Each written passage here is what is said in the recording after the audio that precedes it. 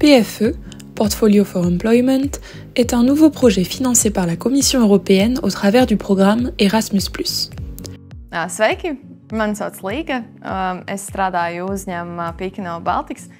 Un savā pirmajā darba dienā bija ļoti svarīgi saprast par savu darba vidi un kur es strādāšu. Un attiecīgi vajadzēja sagatavot arī tos jautājumus, kurus es uzdošu ierodoties pirmajā darba dienā uz darbu. Un, kad es ierados, mani sagaidīja mūsu HR speciālists, kurš arī mani savienoja ar manu dienas mentoru, kurš mani veda cauri visam, kas notika uzņēmumā, kādas ir viņu tradīcijas, kādi ir viņu principi, pastāstīja par katra cilvēka pozīcijām, pie kura es varu vērsties attiecīgos jautājumos, vai tā ir IT sfēra, vai tā ir radošā sfēra.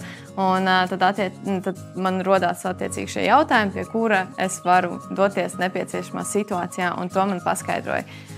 Ja šāda mentora tehnika nav šajā darba vietā, kur sāk strādāt, tad, protams, loģiski darba diena var sākties mazliet stresaināk, mazliet vairāk šis uztraukums parādīties, bet tad ir labi vērsties pie HR speciālista un pajautāt visus sakojošos jautājumus, un tad noteikti arī par to paskaidros. Kā piemēram, cikos ir pusdienas, cik ilgs ir pusdienu pārtraukums, kur ir tuvākās autostāvvietas, kur nolikt mašīnu un, protams, par visu, kas ir iekšējie kārtības noteikumi. Si vous avez des questions, vous pouvez toujours contacter votre tuteur pédagogique en utilisant la communauté de pratique PFE sur Telegram.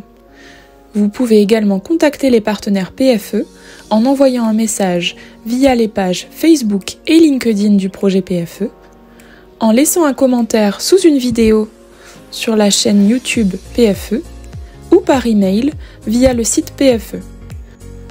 Toutes les organisations qui utilisent les ressources du projet PFE doivent mettre en place une politique claire de protection des données, conforme aux exigences du RGPD.